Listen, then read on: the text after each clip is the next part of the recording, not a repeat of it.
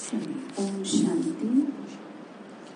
आज 14 तारीख के मीठे बाबा के महावाक्य हैं। आज बाबा ने कहा, मीठे बच्चे, योग बल से घाटे के खाते को चुकतो कर सुख का खाता जमा करो। व्यापारी बन अपना पूरा हिसाब निकालो। बाबा कह रहे हैं, बच्चे जैसे व्यापारी होते हैं ना, घाटे और नुकसान का निकालते हैं, ऐसे ही तुम निकालो कि तुमने कितना योग किया और कितना तुम घाटे में गए। ठीक है। तो प्रश्न है, तुम बच्चों ने बाप से कौन सी प्रतिज्ञा की है? उस प्रतिज्ञा को निभाने का सहज साधन क्या है? आंसर है, तुमने प्रतिज्ञा की है, मेरा तो एक शिव बाबा, दूसरा न कोई। भक्ति में भी कहते थे, बाबा जब आप आएंगे तो हम और संग तोड़ आपसे जोड़ेंगे। अब बाबा कहते हैं, बच्चे, देह सहित देह के सब संबंधों को बुद्धि से त्याग कर एक मुझे याद करो। इस पुराने शरीर से भी दिल हटा दो, परंतु इसमें मेहनत है। बाबा कह रहे, बच्चे मेहनत करनी पड़ेगी। इस प्रतिज्ञा को निभाने के लिए सवेरे सवेरे उठ अपने आप से बातें करो व ख्याल करो। अब ये नाटक पूरा होता है। बाबा कह रहे, बच्चे ये प्रॉमिस करो कि तुमने भक्ति में भी कहा कि मेरे अलावा तुम किसी को नहीं बुद्धि फंसाओगे, किसी में भी। तो अभी उस प्रतिज्ञा को पूरा करने का समय है। तो उसके लिए सवेरे सवेरे उठ करके उस प्रतिज्ञा को याद करो। कारण ये है क्योंकि अब बाबा कह रहे, नाटक पूरा हो रहा है, इसलिए तुम्हें ये याद करने की जरूरत है। दीदी कुछ टाइम से सपने भी ऐसे आ रहे, कहीं जो मिसाइल चल रही है, आग लगी है, कहीं कुछ। हाँ, वो कुछ ना कुछ दिखा रहा है बाबा, या तो आपको साक्षात्कार करा रहा है ना, जैसे कहीं आग लगी है तो लोग ऐसे भाग रहे हैं, वो आपको साक्षात्कार करा रहा है। बाबा कुछ प्राप्ति कराने के लिए, या आपकी अवस्था बहुत अच्छी होने वाली है, इसलिए आपको करवा रहे हैं। लेकिन ना मेरे को ना कुछ टाइम से हो रहा है, अभी 3-4 दिन पहले ही सपना आया कि मिसाइल उड़ के जा रही है और गिरी और आग धुआं, जो भाग रहे हैं लोग ऐसे ना कुछ कारण है। तो इसीलिए पुरुषार्थ करना चाहिए। बाबा आपको, जैसे ब्रह्मा बाबा को, जगदीश भाई जी को, इन सारी चीजों के साक्षात्कार हुए, और भी बहुत लोगों को होते आए हैं। तो उसके पीछे कारण पहले शुरू में मेरे को था, जो ज्ञान में भी नहीं चलती थी ना मैं, तब लगता था जैसे उड़ रही हूँ। हाँ। जोर लगाती, सोती जोर लगाती थी उन्हें, और सफेद कपड़े पहने हुए हैं, उड़ ही जा रही हूँ और ऊपर उड़ जाती थी। अवस्था का प्रतीक। हाँ। तो गीत है, छोड़ भी दे आकाश सिंहासन, इस धरती पर आ जाए। किसको बुला रहे? बाबा को। ओम शांति। बच्चे पुकारते हैं कि परम धाम से आओ। ये गीत गाया हुआ है पतित मनुष्यों का, वह खुद इनका अर्थ नहीं जानते। पुकारते भी हैं कि पतितों को पावन बनाने आओ, क्योंकि इस समय है रावण का राज्य, इसलिए पुकार रहे हैं। ये भी बच्चे जानते हैं कि भारत में दैवी श्रेष्ठाचारी राज्य था। अभी तुम श्रेष्ठाचारी बनने का पुरुषार्थ कर रहे हो। बाबा कहते हैं, बच्चे अभी तुमको वापस चलना है, पुराना पाप का खाता चुकतो करना है। व्यापारी लोग 12-12 मास पुराना खाता बंद करते हैं, घाटे व फायदे का हिसाब निकालते हैं। तो बाबा बोल रहे, तुम भी निकालो कि कितना पाप हुए, कितना पुण्य हुआ। तो कम से कम इतना तो हो कि जो घाटा ना पड़े। ठीक है। तो अभी तुम जानते हो, भारत में हम आधा कल्प फायदे में हैं, आधा कल्प घाटे में रहते हैं। अर्थात आधा कल्प सुख और आधा कल्प दुख पाते हैं। उसमें भी दुख बहुत थोड़ा पाते हैं। जबकि तमो प्रधान अवस्था होती है, वह बिचारी भक्ति में चले जाते हैं। तो बाप बैठ बच्चों को समझाते हैं। क्या समझाते हैं? कि तुमको अब घाटे में जाना है कि फायदे में? फायदे में जाना है। और फायदे में कैसे जाएंगे? जब अपना पोता मेल निकालेंगे। बाबा ने कहा ना, पूरा व्यापारियों की तरह हिसाब निकालो कि कितना घाटे में हो इस समय। घाटे के खाते को अब योग बल से चुकतो करना है। तुम्हारे पापों का खाता अब कटना चाहिए। बाबा कह रहे हैं, अब समय ऐसा है कि तुम्हें पाप कर्मों से मुक्त होना ही चाहिए, हर कीमत पर। क्योंकि बाबा ने कहा, नाटक पूरा हो रहा है, इसीलिए पाप कर्मों को अपने काटो और सिवाय याद के और किसी चीज से ये कट ना सके, सेवा के और किसी चीज से ना कट सके, दुआओं के। तो ये सारी चीजें हैं पाप कर्मों से मुक्त होने की। घाटे के खाते को अब योग बल से चुकतो करना। तुम्हारे पापों का खाता अब कटना चाहिए, तभी तो बाबा ने कहा सुख का खाता जमा होगा।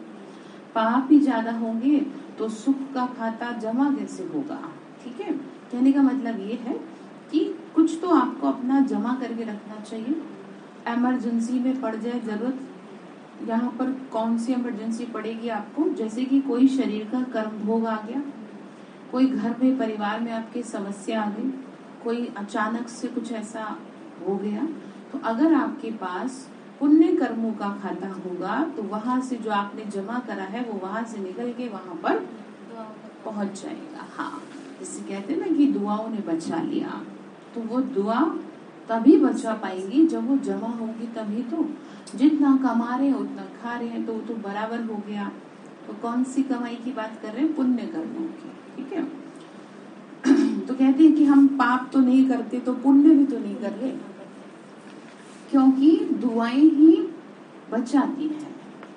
तो वो गीत भी है ना, दिल से देते चलो दुआएं, सबका भला हो सब सुख पाए। उसमें आगे है कि दिल की दुआओं में बड़ा ही असर है।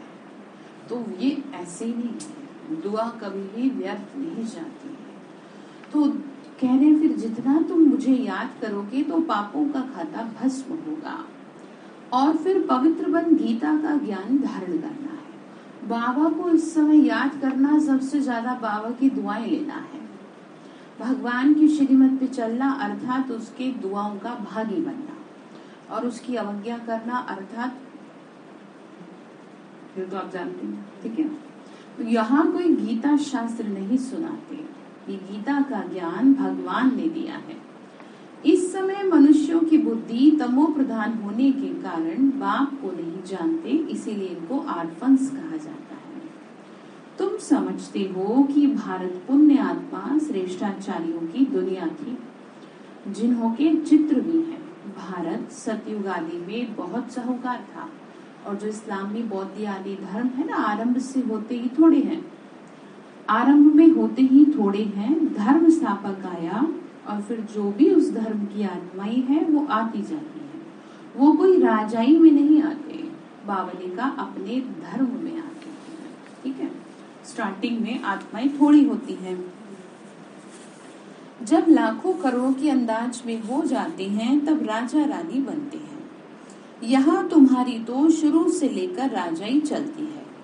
सतयुग आदि में ही लक्ष्मी नारायण का राज्य था। भारत कैसा था? महान था, भारत उच्च था। कैसा था? श्रेष्ठाचारी था। ठीक है, ये श्रेष्ठाचारी शब्द शास्त्रों में भी वर्णित है, परंतु यहाँ पर श्रेष्ठाचारी का मनुष्य मतलब नहीं समझते कि वास्तव में किसे कहते हैं श्रेष्ठाचारी? जो विकारों से मुक्त होता है ना। ऊंचे से ऊंचा भगवान गाया जाता है, उसको ही ट्रुथ कहते हैं। वे आकर सच्ची नॉलेज देते हैं और सभी बाप के बारे में झूठी ही नॉलेज देते हैं। सभी याद करते हैं ओ गॉड फादर, परंतु फादर को तो जानते ही नहीं। बाबा ने का याद तो करते रहते हैं। सभी धर्म में मनुष्य अपने अपने तरीके से परमात्मा का आह्वान तो करते हैं, लेकिन यथार्थ पहचान ना होने के कारण उसकी कृपा दृष्टि से दूर रहते हैं। कभी तुम पूछो लौकिक फादर को जानते हो, तो यह थोड़ी कहेंगे कि वो सर्वव्यापी है। पिता के लिए थोड़ी ऐसे कह देंगे, लेकिन परमात्मा के लिए तो ऐसे कह देते हैं, है ना, कि वो क्या है? सर्वव्यापी है। तो इसीलिए इस बात को क्या करना चाहिए? समझना चाहिए। तो फादर माना फादर से तो वर्षा मिलता है, सुख मिलता है। तो बाप समझाते हैं मैं हूँ बेहद का रचयिता, मुझे बुलाते ही हैं पतित दुनिया में। प्रलय तो होती नहीं, ये सारी पतित दुनिया है। ये दुनिया कैसी है? सारी विकारों के वशीभूत है। तो बाबा ने कहा इसीलिए मुझे आना पड़ता है। जब काली अंधियारी रात छा जाती है तब मुझे आना पड़ता है। मुझे तुम बच्चों के लिए ही आना पड़ता है, तुम बच्चों को ही समझाता हूँ। मनुष्य गुरु आदि करते हैं किस लिए? शांति के लिए, परंतु वह सब है भक्ति मार्ग के लिए। हठ योग आदि सिखाते हैं, उनसे कोई बेहद का वर्षा नहीं मिल सकता। गुरु करते हैं, उनसे अल्पकाल के लिए थोड़ा क्या मिल जाता है? सुख मिल जाता है। वह सब है हद का सुख देने वाला, बेहद का बाप है बेहद का सुख देने वाला। बाप मुक्ति जीवन मुक्ति की सौगात ले आए हैं। क्या लेके आए बाबा? मुक्ति जीवन मुक्ति की सौगात, अर्थात स्वर्ग लेके आए हैं। सतयुग में सिर्फ एक ही धर्म होता है, यहाँ तो कितने अनेक धर्म हैं। वृद्धि होती रहती है। बाबा ने कहा समय अनुसार वृद्धि होती है। अब फिर इतनी सब आत्माएं वापस जाएंगी शांति धाम। बाबा ने कहा इतनों का करेंगे क्या? क्योंकि स्वर्ग में तो गिनी चुनी आत्माएं होंगी, क्योंकि वो आत्माएं टॉप क्वालिटी की होंगी। यह तुम बच्चों की सृष्टि के आदि मध्यंत का ज्ञान तुमको मिल रहा है। बाप है मनुष्य सृष्टि का बीज रूप, उनके पास सारी नॉलेज है। सर्वव्यापी कहने से ज्ञान व भक्ति की कोई बात ठहरती ही नहीं है। भगवान सर्वव्यापी है तो फिर भगवान की भक्ति करने की क्या जरूरत है? जब वो सब जगह है तो आप क्यों पूजा पाठ कर रहे हैं, है ना? क्यों भगवान को पुकार रहे हैं? तो इसका मतलब वो कहीं और है जहाँ से उसे पुकारा जा रहा है। और देखो वंडरफुल बात ये है कि ऊपर को सर करके, ऊपर को आंख करके पुकारते हैं, है ना? हाथ भी ऊपर करते हैं। तो पूछना चाहिए कि जब सर्वव्यापी भगवान है तो आप ऊपर क्या देख रहे हो, ऊपर हाथ क्यों कर रहे हो? तो बावली का समझ नहीं है। भक्ति करते हैं परंतु समझते नहीं है। पत्थर ठीक कर सबकी भक्ति करते रहते हैं। गंगा में कितना स्नान करने जाते हैं। अगर वह पतित पावनी हो तो फिर सबको पावन होना चाहिए, लेकिन उल्टा ही और पाप बढ़ते जाते हैं। डुबकी लगाते रहते हैं, पाप करते रहते हैं। ठीक है, तो ऐसे पाप धुलते तो फिर सभी अपने पाप धोले। ठीक है, बाबा ने कहा समझ की बात है।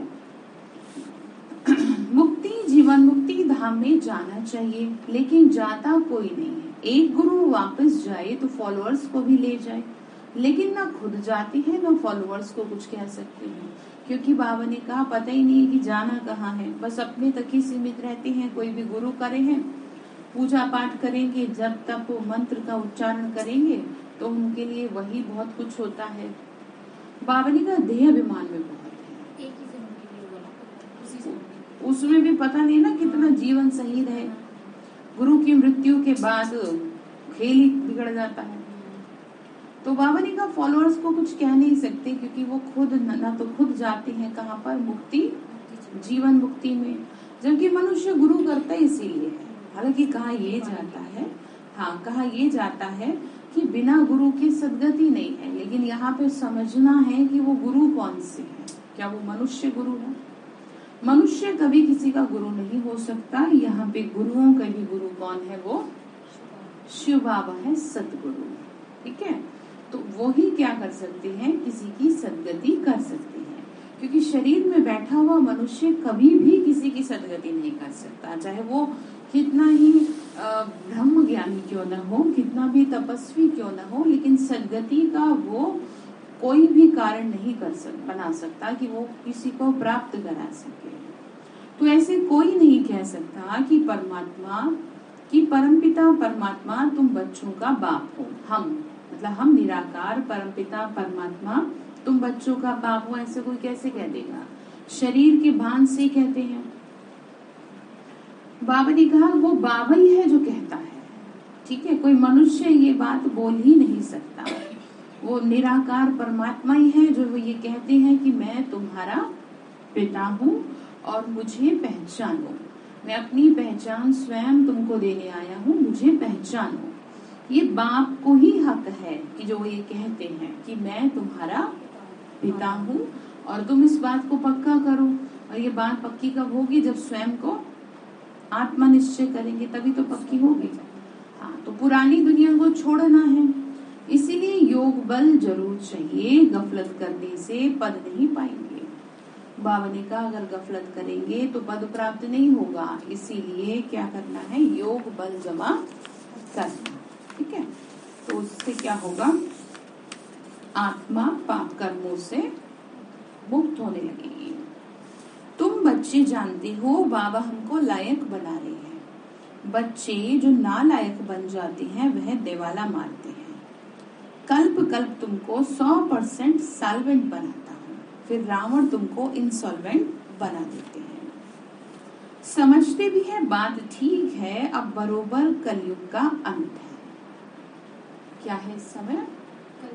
कलयुग का अंत है। ठीक है, ये बाबा ही नहीं कह रहे, ये सभी कह रहे हैं। तो लोगों को क्या रहता है ना, लड़ने लग जाते हैं, कहते हैं आप कैसे कह रहे हो, आप तो विनाश की बात कर रहे हो, आप तो नेगेटिव बात कर रहे हो, ये और क्या कहते हैं, नेगेटिव बात कर रहे हो। हम सत्य बात करते हैं, नेगेटिव बात नहीं करते।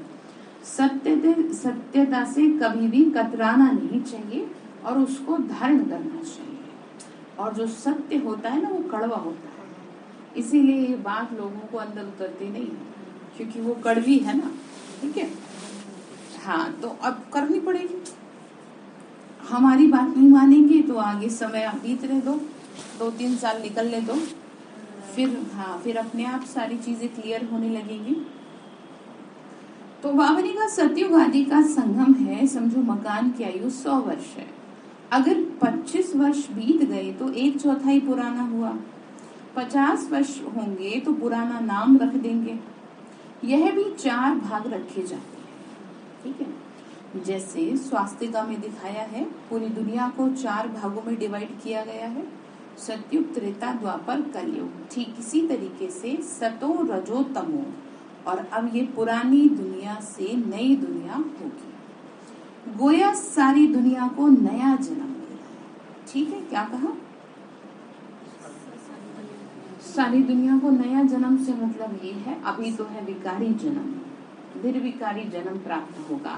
ठीक है, शुद्ध हो जाएगी आत्मा और शरीर को प्रकृति शुद्ध कर देगी। आत्मा को शुद्ध करेंगे बाबा की याद से। और जो प्राकृतिक आपदाएं, जैसे जब शमशान घाट में लेके जाते हैं तो कैसे फटाफट क्या हो जाता है, शरीर जल जाता है, तो उसका मतलब शुद्ध हो गया है।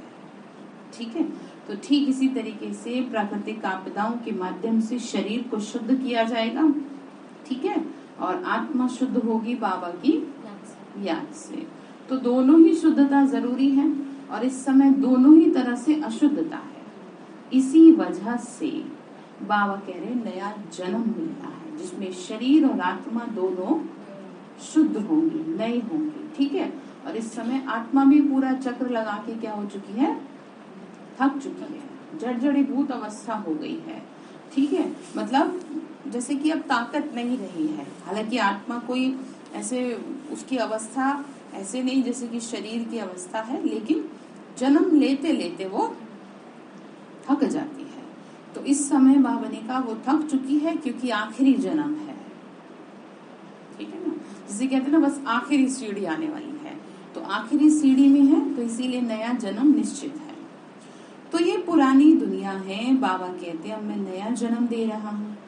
दुनिया पुराने से नई हो रही है। तुम आए हो किस लिए? राजयोग सीखने। ये तुम नहीं जानते हो, इस ड्रामा के अंदर हम एक्टर हैं। हम आत्माएं भी शरीर लेकर यहाँ पार्ट बजाने आई हैं। दुनिया में ये कोई नहीं जानता, अपने को एक्टर समझे तो क्रिएटर डायरेक्टर को भी जान जाए। कहने मात्र सिर्फ कह देती हैं ये कर्म क्षेत्र है, परंतु कब से खेल शुरू हुआ, उनका क्रिएटर कौन है, ये तो समझते ही नहीं। कहते हैं ना कि ये कर्म क्षेत्र चल रहा है, अब किसका बनाया हुआ है, किसी ने तो क्या किया है, इसको बनाया है। सृष्टि का क्रिएटर, डायरेक्टर, मुख्य एक्टर कौन है, कुछ नहीं जानते। मनुष्यों को ही जानना चाहिए।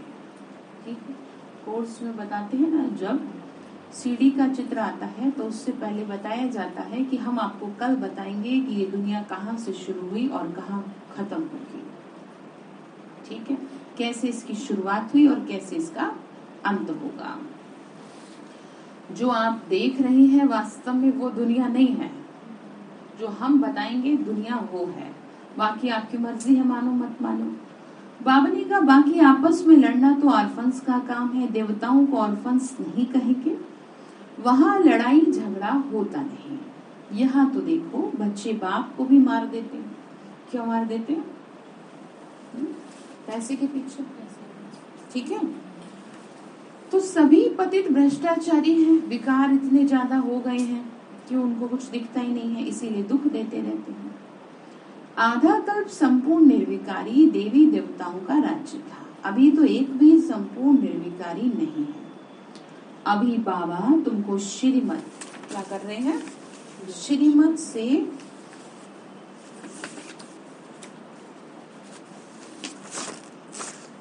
अभी बाबा तुमको श्रीमत देते हैं कि ये पुरानी दुनिया क्या होने वाली है? खत्म होने वाली है। क्या कहा? ठीक है, मतलब फिर ये ना कह देना कि हमें पता नहीं था। ठीक है, इसीलिए जो भी कुछ आपके चारों तरफ हो रहा है उसको देखते हुए स्वयं को शांत रखना चाहिए और शांति के वाइब्रेशन फैलानी चाहिए। आश्चर्यचकित नहीं होना चाहिए।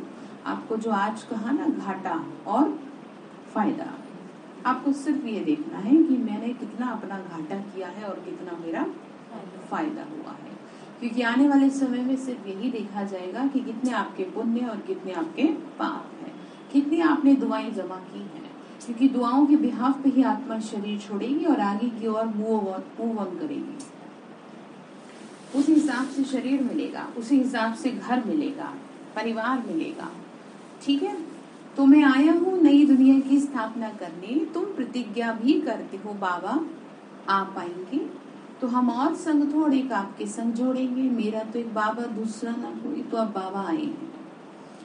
कहते हैं बच्चे देह सहित देह के सभी संबंधों को त्याग मुझे याद करो, इसमें ही मेहनत है। तो कहते हैं बाबा हम जानते हैं ये भी जो मित्र संबंधी आदि है सब मरे पड़े हैं। कैसे मरे पड़े? मन से मरे पड़े हैं। आत्मा में शुद्धता पवित्रता नहीं है, ठीक है, पहचान नहीं है परमात्मा की, विकारों के वशीभूत आत्मा है, तो वो हर आत्मा मरी पड़ी है। जिसको ज्ञान नहीं है, ठीक है, उसका जीवन जिंदा मुर्दा के समान है, क्योंकि वो जी तो रहा है लेकिन वो जीवन नहीं है। इसीलिए कहते हैं बचपन में ही, दुनिया में कई लोग आज भी ऐसे हैं कि जो बच्चों को बचपन में ही गुरु करा देते हैं। समझ रहे हैं? उसके पीछे कारण होता है कि जैसे जैसे इनकी बुद्धि में ये ज्ञान बैठेगा, गुरु के हिसाब से चलेंगे, तो इनका जीवन व्यर्थ नहीं जाएगा, गति सदगति को प्राप्त होंगे। तो आजकल तो उल्टा ही हो गया। पूजा तो छोड़ो, माँ ही नहीं करती कुछ। जब माँ ही नहीं बच्चे का कुछ करेगी तो फिर कैसे होगा? तो इसीलिए कहा जाता है ना, जब संतान गर्भ में होती है तो बहुत पूजा पाठ करनी चाहिए, तो वो उसी हिसाब से जन्म लेती है। और इसका ये कोई ऐसा नहीं कि कोई फोकट की बात है, इसके बहुत एग्जाम्पल मैंने अपनी आंखों से देखे हैं। मुझे याद है एक बहन है, बाबा की बच्ची है, उनकी बहू का बच्चे का जन्म होने वाला था, तो उन्होंने बहुत रिक्वेस्ट करी, इतनी ज्यादा करी कि दीदी आप इस समय से कोर्स करा करो। आप सोचो, और जब उस बच्चे का जन्म हुआ तो वो साक्षात देवता बच्चा है। कहती है हमारे पूरे खानदान में ऐसा नहीं है। माँ को उतना इंटरेस्ट नहीं था, लेकिन सास की वजह से वो क्या कर रही थी? सुन रही थी। लेकिन जब बात बच्चे की सुख की आ जाती है कि भाई अच्छे बच्चे का जन्म होगा, तो माँ बहुत कुछ सह जाती है। तो आप समझ रहे हैं? तो मेरी आंखों के सामने की बात है। फिर वो उसे लेके आए थे सेंटर में, तो सबसे पहले उसको अमृत पिलाया था। जैसे ही वो गोदी में चलने का मतलब हुआ कि भाई अब लेके जा सकते हैं उसको, तो पहला अमृत उसके मतलब पहला जो है बाबा के घर से उसका मुख मीठा हुआ था अमृत से। तो ये ऐसे ही नहीं है कि आत्मा क्यों ये ज्ञान ले रही है, क्यों अभी उसने जन्म भी नहीं लिया, जन्म लेने से पहले ही उसको, तो उसका मतलब वो माँ बाप को खींचेगी जो बिल्कुल भी चलने वाले नहीं है। ठीक है, जिसे कुछ पता ही नहीं है। जैसे कि मेरे जन्म पे मेरी मदर को ज्ञान मिला और मुझे कुछ नहीं पता था इस बारे में। मतलब मुझे तो बहुत दिन तक पता ही नहीं था कि ये सब चल क्या रहा है। जैसे छोटे बच्चे अपनी मदर के साथ बैठे रहते हैं, कहीं भी साथ साथ चलता है ना बच्चा, बस ऐसे बैठ जाते थे हम भी।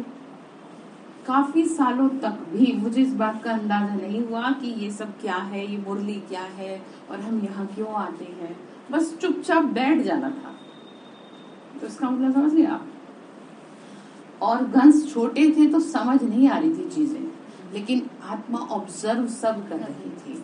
अगर वो ऑब्जर्व नहीं कर रही होती ना, अगर आत्मा पीछे की संस्कार नहीं ली होती तो वहां से भाग जाती।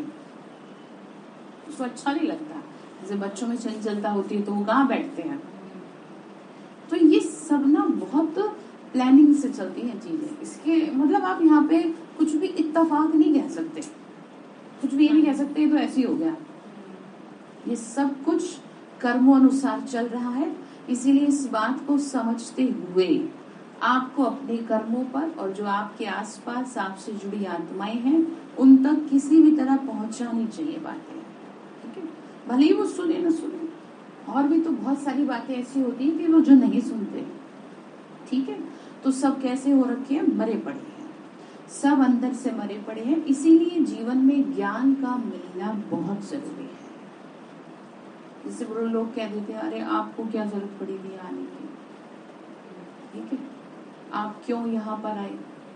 तो शुक्रिया उस माँ का कि जिसने ये बीज डाल दिया, तभी आज संभले हुए हैं।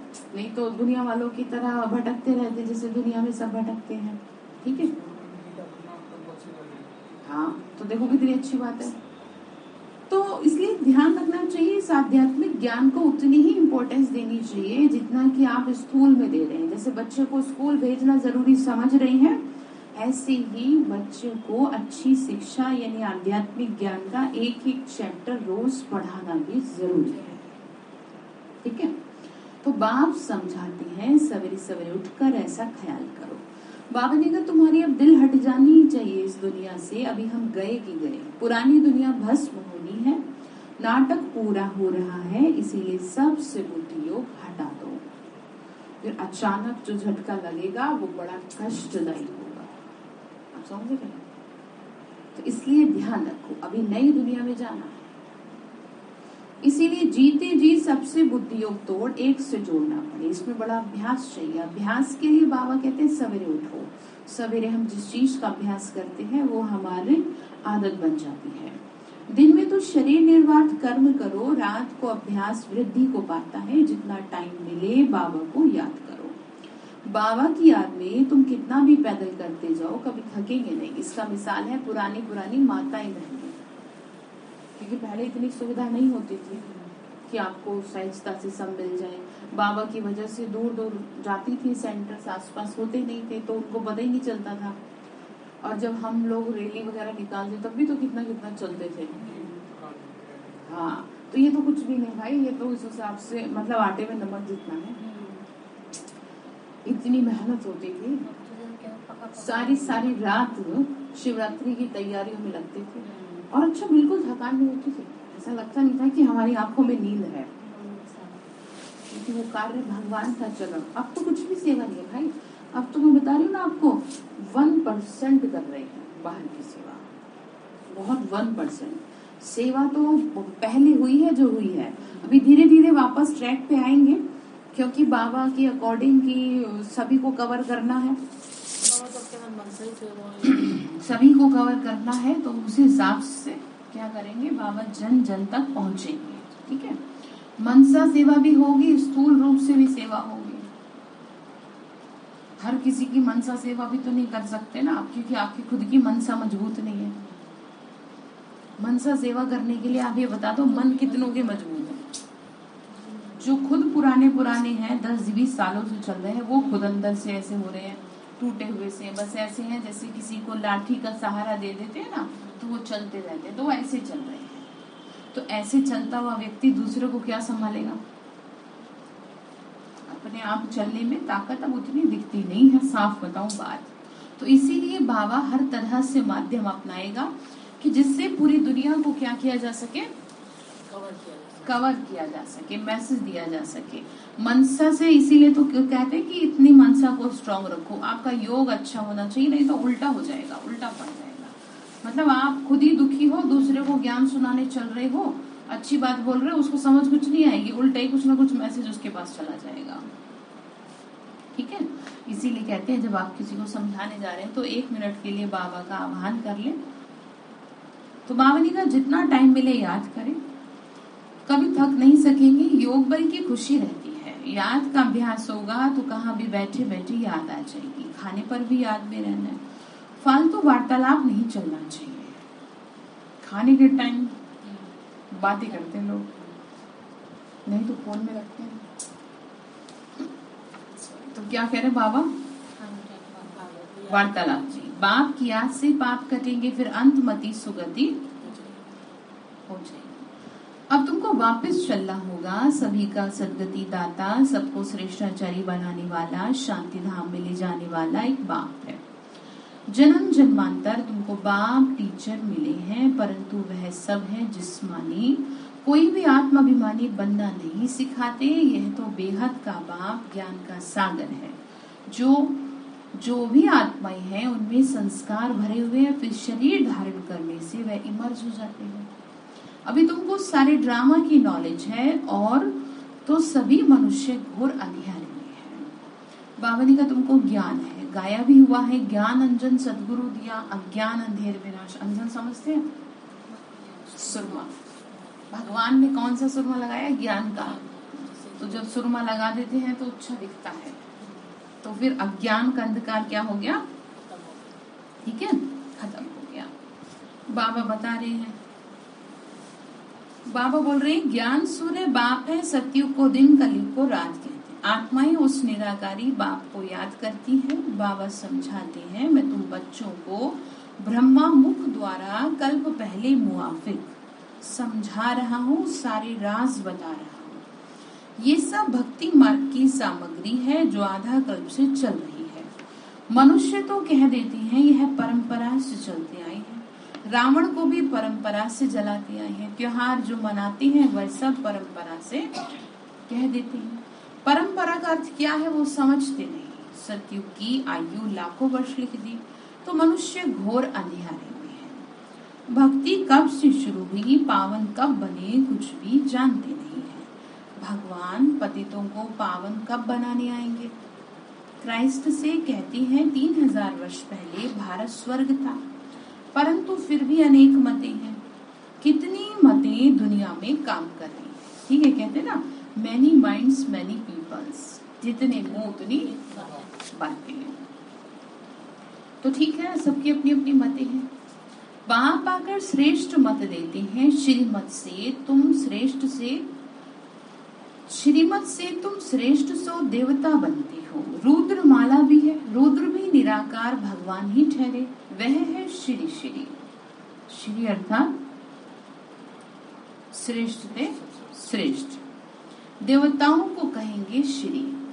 अभी तुम बच्चे जानते हो श्री द्वारा श्रेष्ठ दुनिया बन रही है, यानी शिव बाबा जो श्री श्री श्री।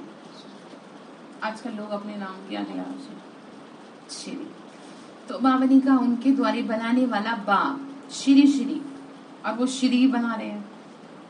ऊंचे ते ऊंचा बाप ऊंचे ते ऊंचा बना रहे हैं श्रेष्ठाचार्य। यह सब बातें करनी है, कल पहले वाले ही समझेंगे। ये ज्ञान सब धर्म वालों के लिए है। सबको बाबा कहते हैं अपने को आत्मा समझो। बेहद के बाप से इतना सुख मिल रहा है। बेहद का बाप आकर क्या करते हैं, बच्चों को एडॉप्ट करते हैं। ये है मुख वंशावली, कितने ढेर बीके हैं जो फिर देवता बनने वाले हैं। ये है ईश्वरीय कुल। दादा है निराकार, उनके नाम बच्चे का नाम है प्रजापिता ब्रह्मा। इन द्वारा क्या करते हैं, वो एडॉप्ट करते हैं। तुम ब्राह्मण हो, शिव बाबा की फैमिली। क्या कहा? कल कहा था ना, ये कौन सा संबंध है, कौन सा परिवार है? रूहानी गृहस्थ परिवार है। गृहस्थ है ना, बच्चे भी है यहाँ पर, बूढ़े भी हैं, जवान भी है, ठीक है, और सबको चलाने वाली माँ भी है, बाबा ब्रह्मा माँ। तो अभी तुम्हारी नंबरवार बिरादरी है। तुम सेवा कर रहे हो, सबका कल्याण करते हो। तुम्हारा जड़ यादगार मंदिर एक्यूरेट बना है। यहाँ तुम चैतन्य में बैठे हो, जानते हो फिर से स्थापना हो रही है। भक्ति में हमारे यादगार मंदिर बनेंगे। शिव बाबा ना होता तो तुम कहाँ होते? ब्रह्मा बाबा ना होते तो हमें ज्ञान कैसे मिलता बताओ? और सबसे बड़ी बात, गीता में ये बात ऐसे ही नहीं लिख दी कि ब्रह्मा ने संकल्प से सृष्टि रची। कुछ तो राज होगा कि वो कौन सी सृष्टि थी। ब्रह्मा विष्णु शंकर कहाँ है? अब शिव बाबा रचना रच रहे हैं। तो पूछना चाहिए लोगों से कि आप ये बताओ, ये बात शास्त्रों में क्यों लिखी है और कौन सी सृष्टि की? क्या इस कलयुगी सृष्टि की बात कर रहे हैं? क्या कोई एक मनुष्य की इतने कुख वंशावली हो सकते हैं? मुख वंशावली, और वो भी देवी देवता। कोई असाधारण मनुष्य नहीं रचे भगवान ने, देवी देवताओं को रचा है। इसीलिए उनको परम पिता कहते हैं शास्त्रों में। हालांकि परम पिता कौन है? वो इनको इसलिए कहते हैं परम पिता क्योंकि उन्होंने रचना रची। और रचना ऐसे नहीं रची। रचना कैसे रची? मन से रची, संकल्प से रची। जैसे दीदी दादियों ने रचना रची। ठीक है? सेवा के लिए सबसे पहले तो मन से ही संकल्प किया जाता है, तभी तो इतनी आत्माओं का कल्याण होता है। तो उनके लिए भी ऐसे कहा जाएगा कि उन्होंने भी रचना रची संकल्प से। तो तुम जानते हो परमात्मा ब्रह्मा द्वारा स्थापना करते हैं। करण करावनहार शिव बाबा है। ये सारी बातें धारण करने की हैं। शिव बाबा खुद राजयोग सिखा रहे हैं, नॉलेज दे रहे हैं, तो वो धारण करनी चाहिए। इसमें प्योरिटी फर्स्ट है। हिम्मत भी दिखानी है, गृहस्थ व्यवहार में रहते पवित्र रह के दिखाना है। कोई बच्ची को बचाने के लिए स्वयंवर करते हैं जिसको गंधर्वी विवाह कहते हैं, फिर उसमें भी फेल हो जाते हैं। कोई ऐसे भी होते हैं जो शादी कर पवित्र रहते हैं, पवित्र है फिर नॉलेज भी लेनी है, धारण कर फिर औरों को भी आप समान बनाकर दिखावे, तब उच्च पद पा सके। इस ज्ञान यज्ञ में विघ्न भी बहुत पड़ते हैं। ये सब भी होगा ड्रामा में, ये सब फिक्स है। कई बच्चियां कहती हैं हमें साहूकारी क्या करनी है, इसमें तो बर्तन मांजकर रोटी खाना अच्छा है। पवित्र तो रहेंगी परंतु हिम्मत चाहिए बहुत। ठीक है? क्योंकि होता ये है कि बहुत कुछ सहन करना पड़ता है। तो आप में खुद में हिम्मत होनी चाहिए कि आप अकेली नहीं हो। और जब कोई अच्छा काम करते हैं ना तो संघर्ष ना हो, ऐसा होता नहीं है। खराब कामों के लिए कोई संघर्ष नहीं है, आपको फ्री है, मतलब आप फ्री है, छूट है। हाँ, ठीक है। तो यहाँ पर अच्छा कर्म करेंगे तो संघर्ष करना पड़ेगा। जीवन में सफल होने वाले हर व्यक्ति की आप लाइफ की स्टोरी देख लो, ऐसा हो नहीं सकता कि उनके जीवन में संघर्ष ना रहा हो। ठीक है? कहते तो हैं लेकिन बड़ा मुश्किल लग जाता है। तो क्या कह रहे हैं? परंतु हिम्मत चाहिए बहुत, तो हिम्मत अपनी बनाए रखना। अच्छा, मीठे मीठे सिक्की लते बच्चों प्रति माता पिता बाप दादा का याद प्यार और गुड मॉर्निंग। रूहानी बाप की रूहानी बच्चों को नमस्ते। हम रूहानी बच्चों की रूहानी माता पिता बाप दादा को नमस्ते। नमस्ते बाबा, नमस्ते। शुक्रिया बाबा, शुक्रिया शुक्रिया।